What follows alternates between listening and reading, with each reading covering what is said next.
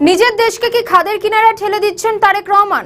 অর্থনৈতিক সংকটকালে আন্তর্জাতিক বাজার থেকে বিপুল পরিমাণ ঋণ নিয়েছেন তারেক রহমান, কিন্তু এই ঋণের পরিমাণ কত? সূত্র বলছে গত 2 মাসে বিএনপি সরকার প্রায় 73,000 কোটি টাকা ব্যাংক থেকে ঋণ নিয়েছে। এই খবরের শিলমোহর দিয়েছেন প্রধানমন্ত্রীর তথ্য ও সম্প্রচার বিষয়ক উপদেষ্টা ডক্টর জাহিদুর রহমান।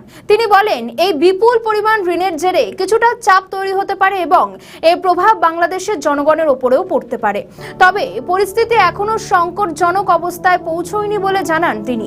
সরকারের নেওয়া ঋণ জনকল্যাণমূলক কাজেই ব্যয় করা হবে বলে উল্লেখ করেন তিনি। ডক্টর জাহিদুর রহমান বলেন, দেশে জ্বালানি তেলের মজুত বা সরবরাহে কোনো ঘাটতি নেই, তবে প্রকৃত চ্যালেঞ্জ হচ্ছে জ্বালানির চাহিদা বৃদ্ধি এবং মানুষের মধ্যে সৃষ্ট অযাচিত ভীতি। তিনি আরও জানান, গত 29 এপ্রিল পর্যন্ত দেশে 1,22,633 মেট্রিক টন ডিজেল মজুত রয়েছে। আন্তর্জাতিক জ্বালানি বাজারের অস্থিরতার প্রভাব সব দেশেই পড়ছে উল্লেখ করে তিনি বলেন, বাংলাদেশেও এর বাইরে নয়। তবুও সরকার পরিস্থিতি নিয়ন্ত্রণে রাখার চেষ্টা করছে।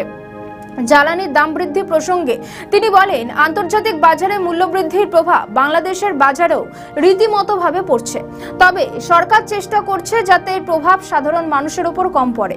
অর্থনৈতিক বিষয়ে ব্যাংক ঋণ নিয়ে তিনি প্রশ্নের জবাবে বলেন, পরিস্থিতি এখনো নিয়ন্ত্রণে রয়েছে এবং সরকার তা পর্যবেক্ষণ করছে।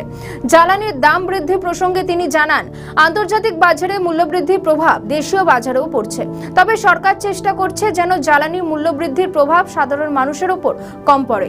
বিশেষ করে পরিবহন ভাড়া বৃদ্ধির ক্ষেত্রে সীমিত রাখার উদ্যোগ নেওয়া হবে। একই সঙ্গে জিনিসপত্রের মূল্য ও পরিস্থিতি অনুযায়ী সমন্বয় করা হতে পারে বলে ইঙ্গিত দেন তিনি। ঢাকার ফুটপাত দখলমুক্ত করতে নতুন উদ্যোগের কথাও জানান তিনি।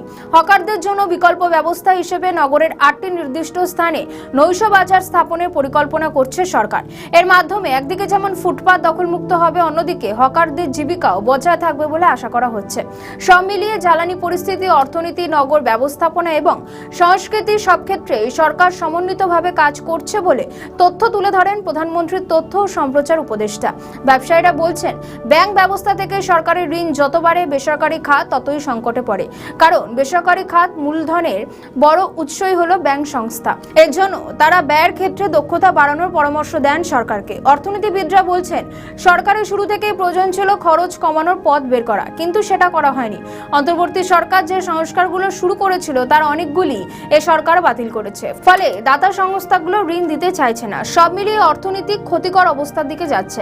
অন্তর্বর্তী সরকারের শেষে বিএনপি নেতৃত্বাধীন নতুন সরকার এখন বাংলাদেশে। নতুন সরকারের জন্য অন্যতম বড় চ্যালেঞ্জ হলো শুল্ক কর আদায় বাড়ানো, কিন্তু বাস্তবতা বেশ ভিন্ন। অন্তর্বর্তী সরকারের আমলে রাজস্ব খাতের যে সংস্কারের উদ্যোগ নেওয়া হয়েছিল তাও কার্যত ঝুলে গিয়েছে। এনবিআর বিলুপ্তি করার অধ্যাদেশটি জাতীয় সংসদে পাশের জন্য ওঠায়নি নতুন সরকার। বিশাল রাজস্ব আদায়ের চ্যালেঞ্জ নতুন সরকারের ঘাড়ে নিঃশ্বাস ফেলছে। বাজেটের মাধ্যমে সরকারের খরচের চাপ ক্রমশ বাড়ছে। জাতীয় রাজস্ব বোর্ডের মাধ্যমে সরকারের আয় বাড়ানোর বিকল্প নেই, কিন্তু মধ্যপ্রাচ্য সংকট, তেলের দাম বৃদ্ধি সহ বিভিন্ন সংকটের মধ্যে আছে ব্যবসা বাণিজ্য। আগামী দিনে কতখানি অর্থনৈতিক সংকটের মুখে পড়তে হবে বাংলাদেশকে, এটাই এখন প্রশ্ন।